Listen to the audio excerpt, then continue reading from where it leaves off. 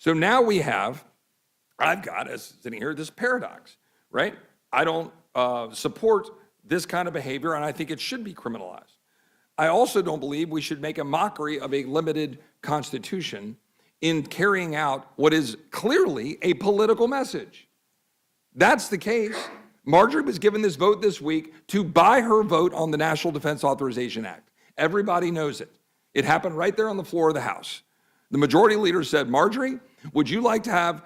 your bill brought up to the floor? And guess what? Got a yes vote on the rule for the National Defense Authorization Act. And that's the kind of shit that keeps happening around this institution all the time, including on our side of the aisle. And I'm sick of it. And I'm sick of what happened in the Judiciary Committee when we should have done it there. We should have addressed it in the Judiciary Committee. The people who are supposed to be vanguards of the Constitution. Did you see what just happened right there on that House floor? Because this is the moment when the entire rotten edifice of Republican governance reveals itself in all its baroque and pestilential corruption, and you need to understand that what Chip Roy just exposed is not some aberration or deviation from conservative principles, but rather the purest distillation of how the modern Republican Party actually functions at the molecular level, when nobody is watching, and frankly sometimes even when they are watching, because the shamelessness has become so endemic that they barely bother to conceal the transactional corruption anymore. Marjorie Taylor Greene struck a deal with House Majority Leader Steve Scalise to vote for the National Defense Authorization Act in exchange for bringing her anti-trans bill to the floor, and what we're witnessing here is Chip Roy himself confirming that this happened right there on the House floor, where the Majority Leader literally asked, Marjorie, would you like to have your bill brought up to the floor? And boom, she flips her vote on the NDAA just like that. And you need to grasp the staggering implications of this, because we're not talking about some backroom negotiation over agricultural subsidies or highway funding, where constituent interests might reasonably be balanced. No, we're talking about the $900.6 billion National Defense Authorization Act, which sets the parameters for American military power across the entire globe and determines whether service members get pay raises and whether we continue supporting Ukraine against Russian fascist aggression, and whether we invest in technologies to counter Chinese military expansion. And a member of Congress is trading her vote on this cornerstone of national security policy for personal political gratification. And wait, because it gets so much worse, and you need to stay with me here, because the layers of rot go deeper than you can possibly imagine. Greene's bill would make providing gender-affirming care to minors a felony punishable by up to 25 years in prison, meaning we're watching a legislator sell her vote on nearly $1 trillion in defense spending to criminalize healthcare providers who follow established medical protocols endorsed by the American Medical Association, the American Academy of Pediatrics, and every major medical organization in this country, turning doctors into criminals for providing care that reduces suicide rates and saves young lives, and the sheer moral depravity of using the nation's military readiness as a bargaining chip to advance a culture war crusade against transgender youth,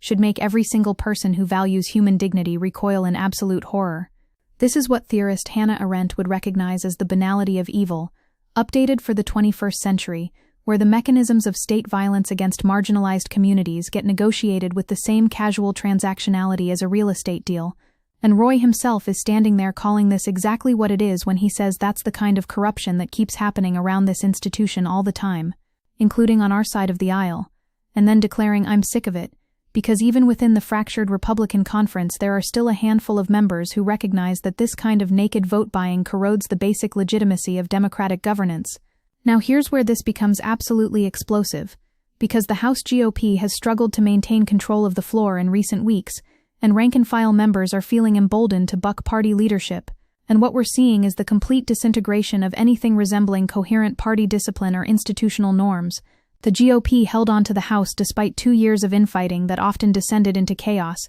including the historic ousting of their Speaker after Kevin McCarthy's deal with far-right Republicans allowed a single member to trigger a no-confidence vote. Van Roy is part of that same faction that understands power flows from procedural leverage, which is why 5 Republicans made the NDAA's procedural path rocky when they withheld support for the rule governing debate, until 4 of the 5 relented.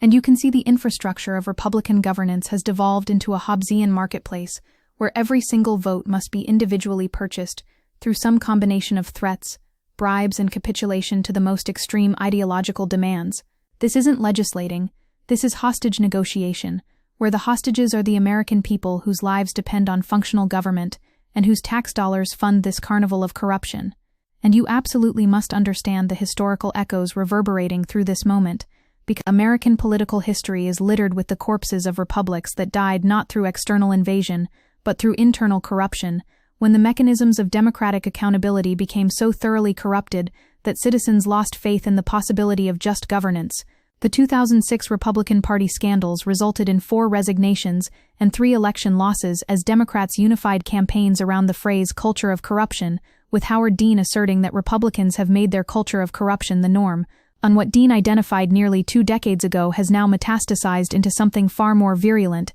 and all-consuming because at least in 2006 there was still enough residual shame that exposure of corruption led to electoral consequences, but now we've entered an era where Republicans are saddled with comically corrupt leaders facing criminal indictments, and the political choice is clear. If voters want politicians who flagrantly abuse their powers of office to benefit themselves and their oligarch enablers, the Republican Party is the way to go. Let me break down what the NDAA deal reveals about the architecture of contemporary Republican power, because this matters tremendously for understanding how authoritarianism establishes itself through the corruption of democratic institutions. Top House Republicans are touting how the NDAA codifies over a dozen Trump executive orders, including eliminating diversity initiatives in the military.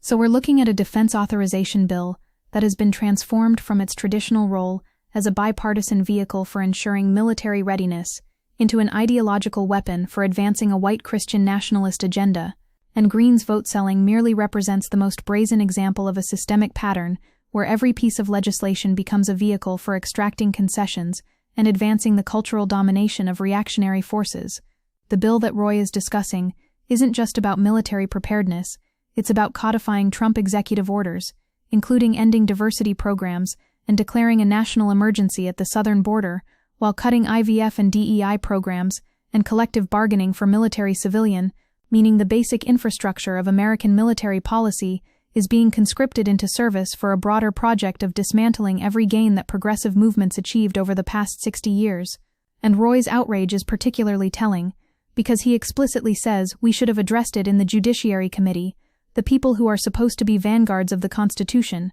which reveals his understanding that there are proper procedural mechanisms for handling controversial legislation through committee deliberation and public hearings, where expert testimony can be heard and amendments can be offered, and the public can witness the legislative process, but instead Greene bypassed all of that institutional architecture through a backroom deal that reduced congressional deliberation to a crude exchange of favors. This is how constitutional democracies slide into oligarchic corruption, where the formal structures of representation persist as hollow shells, while actual power gets exercised through informal networks of patronage and personal loyalty. And political theorist Sheldon Wolin would recognize this as inverted totalitarianism, where the aesthetics of democracy provide cover for fundamentally anti-democratic power arrangements. Now buckle up, because we need to examine who Marjorie Taylor Greene actually is, and what it means that she's positioned as a power broker, whose vote must be purchased through legislative concessions. Greene was publicly condemned for violent rhetoric on the House floor, and a Democratic-led House stripped her of her committee assignments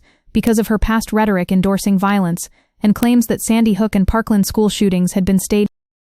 And this is a person who promoted QAnon conspiracy theories and called for the execution of Democratic politicians, and suggested that California wildfires were caused by space lasers controlled by Jewish financiers. And yet, Greene announced she would resign her seat after a public feud with Trump, and NPR described her as a canary in the coal mine for the state of the Republican Party. So the Republican conference has been held hostage by a member so extreme and unhinged that she eventually became too toxic even for Trump himself, who called her a traitor and said he'd support a GOP challenge to her House seat. But before that rupture occurred, she wielded enormous influence through her willingness to blow up the entire legislative process unless her demands were met, and leadership found it easier to simply pay her off than to actually govern with any semblance of principle or coherence.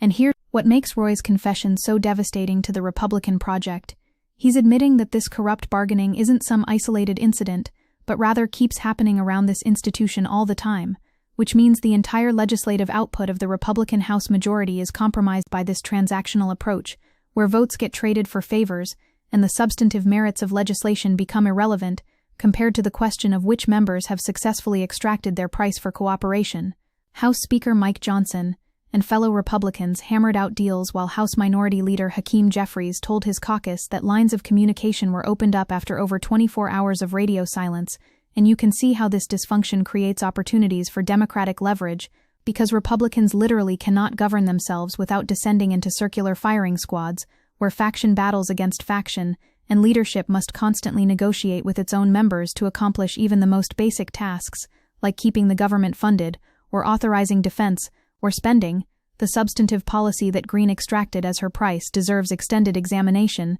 because the bill defines gender-affirming care for transgender youth as bodily mutilation and chemical castration, though puberty blockers are fully reversible, and fertility preservation options exist for those who begin hormone therapy.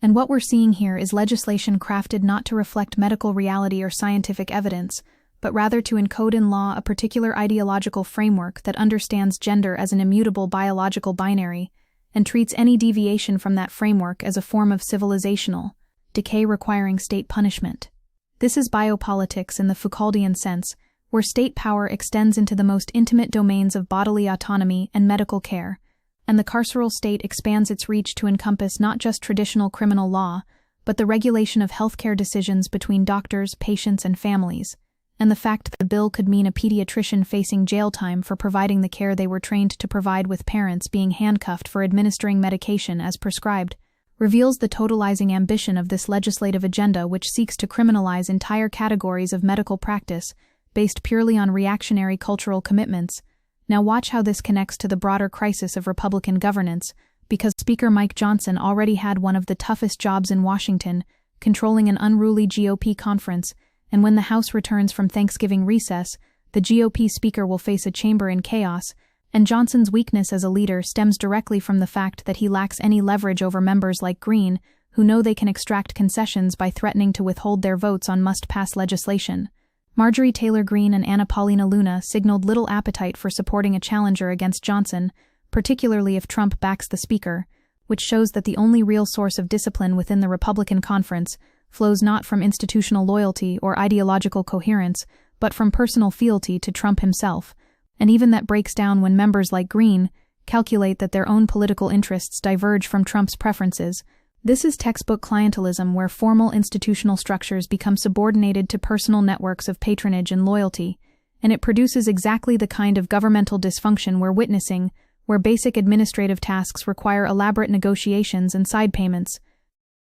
The historical parallel that should terrify everyone is the collapse of the Weimar Republic, where conservative elites believed they could control and manipulate far-right extremists for their own purposes, only to discover that they had empowered forces that would ultimately destroy democratic institutions entirely. Republican leadership thought they could harness the energy of the MAGA movement while maintaining some degree of policy coherence and institutional stability. But what we're seeing is that the extremists have effectively captured the party apparatus, and now leadership exists primarily to service their demands and provide legislative vehicles for their culture war obsessions. Roy understands this, which is why he's expressing frustration that we should have done it there. We should have addressed it in the Judiciary Committee, because he recognizes that the committee system exists to provide some degree of deliberation and expertise. But that system has been thoroughly bypassed by members who have discovered they can achieve their goals more efficiently through threats and extortion, and the NDAA itself deserves scrutiny because this is likely the most high-profile attempt to block right-to-repair reform,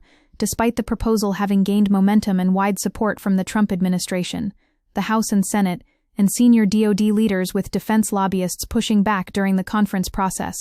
And what this reveals is that even when there's broad bipartisan agreement on reforms that would save taxpayers billions of dollars by allowing the military to repair its own equipment without paying extortionate prices to defense contractors, industry lobbyists successfully killed the provision, because industry prevailed in their influence over Congress, and the NDAA now reflects the interests of the business community instead of American taxpayers and service members. So we have this perfect storm of corruption, where individual members are selling their votes for culture war legislation, while industry lobbyists are simultaneously ensuring that provisions that might threaten corporate profit margins get stripped out entirely, and the result is a defense authorization bill that serves neither national security interests nor fiscal responsibility, but rather functions as a vehicle for rewarding various constituencies within the Republican coalition. Let's talk about what Roy means when he describes this as a limited constitution being mocked and carrying out what is clearly a political message, because he's gesturing toward a genuine tension within conservative legal theory between proceduralism and substantive outcomes. Classical conservative jurisprudence emphasizes restraint and proper procedure and the importance of institutional legitimacy, but the modern Republican Party has increasingly embraced a results-oriented approach, where the goal is to achieve specific policy outcomes related to restricting abortion and attacking LGBTQ rights and dismantling the administrative state. And procedural niceties become obstacles to be circumvented rather than principles to be honored. Roy belongs to the faction that still pays lip service to proceduralism, which is why he's objecting to the corruption of the legislative process. But he's also part of the same party that has spent decades packing courts with ideological warriors who routinely ignore precedent and invent novel constitutional theories to achieve preferred outcomes. So his complaint about mockery of the Constitution rings somewhat hollow, given his party's broader relationship to institutional norms. But let's give Roy his due here, because he is at least articulating a coherent critique of how this process has become corrupted, and he's willing to name names and specify exactly what happened, which is Marjorie was given this vote this week to buy her vote on the National Defense Authorization Act. Everybody knows it. It happened right there on the floor of the House. The majority leader said, "Marjorie, would you like to have your bill brought up to the floor?" And you can hear in his voice the frustration of someone who understands that this kind of naked transactionality destroys any pretense that legislation reflects deliberation or principle or the public interest. This is the political economy of corruption that has characterized Republican governance for decades, where politicians in Washington look out for themselves and their donors, instead of serving the people they represent, with this corruption becoming the norm under Trump's White House. Republican-controlled Congress, as congressional Republicans passed the Tax Cuts and Jobs Act, which gave hundreds of billions of dollars to lobbyists and corporations who contribute to their campaigns. And the pattern is absolutely consistent across every domain of policy where Republican legislative priorities align almost perfectly with the interests of wealthy donors and corporate lobbyists, while the actual needs of working people get ignored or actively undermined. Now here's where we need to connect this to the broader crisis of American democracy, because House Republicans are increasingly worried about their fate next November, and Republicans across the board are on edge. What's fascinating is that their response to electoral vulnerability is not to moderate their positions or address the actual concerns of swing voters, but rather to double down on culture war extremism and corrupt deal-making. They're trapped in a doom loop where their base demands increasingly extreme positions on issues like transgender rights and immigration and abortion, but those extreme positions alienate the suburban voters they need to maintain their majority, so they try to compensate by suppressing votes in gerrymandering districts and spreading conspiracy theories about election fraud, which further undermines democratic legitimacy and makes governance even harder. Greene publicly called out the GOP for essentially surrendering their House majority, and Republicans are on edge that Trump's redistricting push may be backfiring, awaiting a critical ruling on Texas maps. And you can see how the whole edifice is becoming increasingly unstable as the contradictions mount and the various factions struggle to maintain cohesion. And we need to name what this is with absolute clarity. This is oligarchic corruption, masquerading as democratic governance, where the formal structures of representation have been hollowed out and transformed into mechanisms for serving elite interests and advancing reactionary cultural projects. Political scientist Larry Bartels has documented how American democracy has become increasingly responsive to the preferences of wealthy donors while ignoring the policy preferences of ordinary citizens, and what Roy is describing is the micro-level mechanics of how that macro-level pattern gets instantiated through thousands of individual transactions, where votes get traded for favors and legislative priorities get determined not through deliberation about the public good, but through calculations about which deals will satisfy which constituencies. This is what theorists of democratic decline have identified as stealth authoritarianism, where formal democratic procedures continue but substantive democratic accountability evaporates, and citizens lose the ability to meaningfully influence policy outcomes through electoral participation. The Judiciary Committee point that Roy emphasizes is crucial, because committees are supposed to serve as sites of expertise where complex policy questions can be examined through hearings and expert testimony and iterative deliberation, but Greene was one of the hardline conservatives who dragged out the process, demanding that Republican leaders bring her legislation to the floor, and if that bill became law, offenders would face up to 25 years in prison and a $250,000 fine. So instead of having medical experts testify about the safety and efficacy of gender-affirming care, instead of having testimony from families whose children have benefited from this care, instead of examining evidence from peer-reviewed studies about suicide rates and mental health outcomes, We get a bill that could send doctors to prison for a quarter century, based purely on cultural panic and ideological commitment to a particular understanding of gender. This is how democracies fail, not through dramatic coups but through the slow strangulation of institutions that are supposed to facilitate informed deliberation and accountability. And you need to understand that this isn't just about Republicans eating their own or entertaining palace intrigue. This is about the fundamental question of whether it's possible to have functional governance when one of the two major political parties has become so thoroughly corrupted and radicalized that it can barely perform basic legislative tasks without descending into chaos. Jeffries delivered the message to Democrats that Republicans backed out of a bipartisan deal and now have to figure out a way to get out while chaos and dysfunction has real-world impacts on hardworking people. And what Democrats understand is that Republican dysfunction creates both opportunities and dangers, because on one hand it makes it easier to win elections when your opponents can't govern, but on the other hand, the country still needs functioning government to provide basic services and respond to crises and maintain infrastructure. You can't just shrug and say, well, Republicans are corrupt and incompetent, when millions of people depend on government programs, and when global crises require coordinated responses, and when the failure of democratic institutions creates openings for authoritarian power grabs. The Greene situation is particularly revealing because Greene hints that the Republican majority isn't being used to govern properly, and she doesn't expect that majority to last while criticizing Speaker Mike Johnson for keeping the House out both before and during the government shutdown. And what you're seeing is that even the most hardcore MAGA extremists recognize that Johnson is a weak leader, presiding over a dysfunctional conference that can't accomplish anything without elaborate negotiations and side deals. Greene said this is a result of House leadership blocking members from governing, without naming the Speaker, while having bashed Johnson for months for not being an effective leader. While the circular logic is almost comical, where Greene complains about being blocked from governing, while simultaneously being the person who blocks governance by withholding her vote unless her demands are met. This is the essential contradiction of right-wing populism, where it simultaneously claims to speak for the people against corrupt elites, while actively sabotaging the institutions that might actually serve popular interests. Let me bring this back to the fundamental moral question that should haunt everyone who cares about justice. What does it mean that national defense policy with nearly $1 trillion in spending, and with implications for millions of service members, and for global stability, can be held hostage to one member's crusade to criminalize healthcare for transgender youth?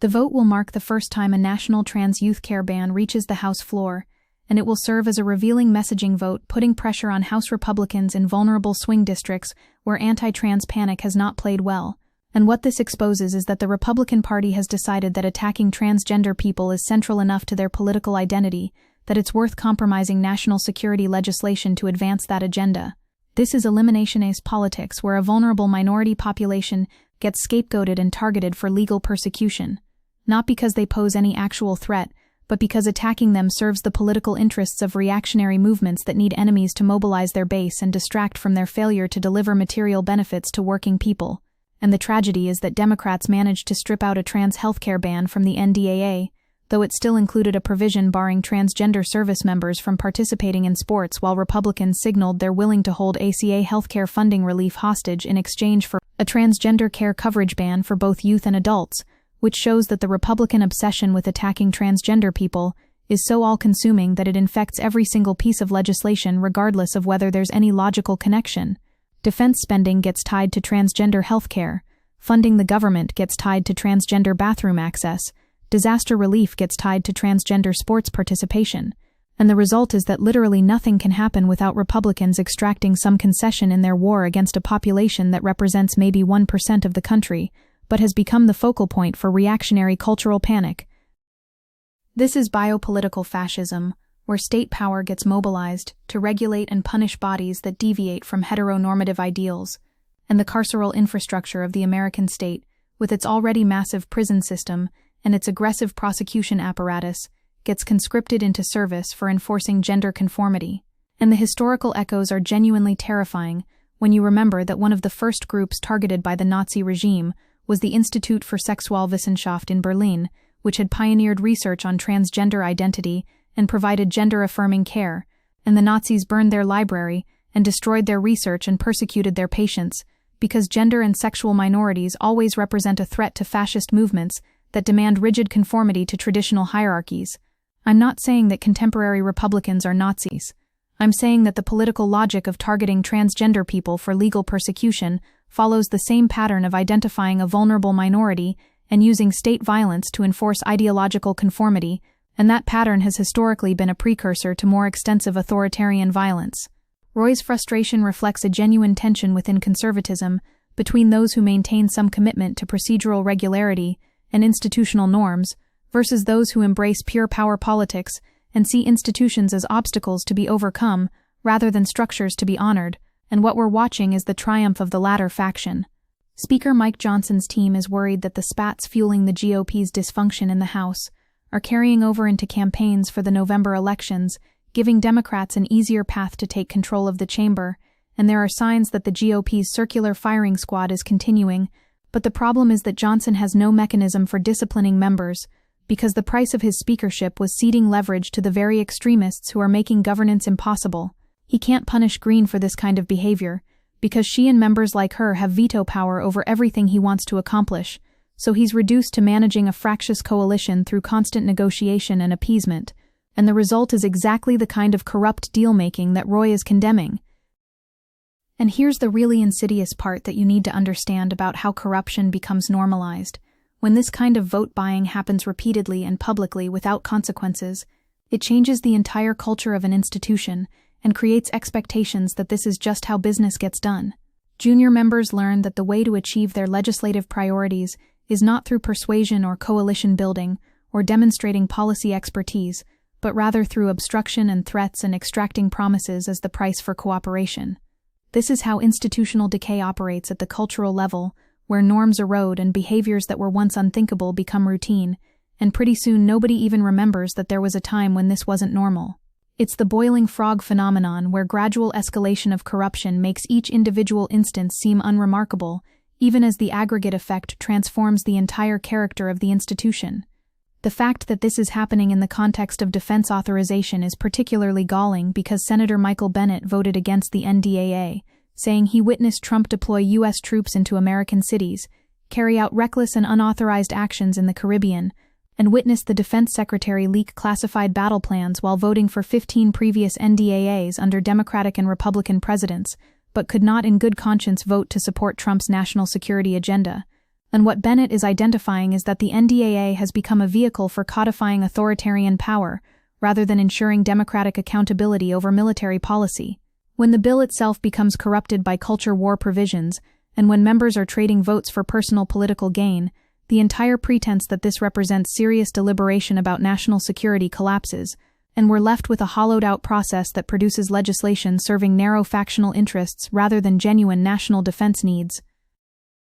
Now let me bring this to the conclusion that should shake everyone who cares about preserving democratic governance. What Chip Roy exposed in this clip is not an aberration, but the operating system of contemporary Republican politics, where corruption and extremism and institutional decay have become so normalized that members openly acknowledge vote buying on the House floor without expecting any consequences. This is how democracies die, not through dramatic military coups, but through the slow rot of institutions as they become vehicles for serving elite interests and advancing reactionary projects, while losing any capacity to actually deliberate about the public good or respond to popular needs. The Republican Party has become what political scientists would classify as an anti-system party that is no longer interested in governing within democratic norms, but rather seeks to capture state institutions and use them to reward allies and punish enemies, while dismantling the regulatory and social welfare infrastructure that might serve the interests of working people. And until we reckon with the depth of this corruption, until we understand that this isn't about individual bad actors, but about systemic dysfunction, until we recognize that preserving democracy requires not just winning elections, but fundamentally transforming the political economy that enables this kind of corruption, we will continue sliding toward authoritarianism while congratulating ourselves on maintaining the formal aesthetics of democratic procedure. The choice could not be clearer. We either build mass movements capable of challenging oligarchic power and reconstructing democratic institutions on a foundation of genuine popular sovereignty, or we watch as the American experiment in self-governance collapses under the weight of its own corruption, while reactionaries dance on the ruins and transgender teenagers pay the price in blood.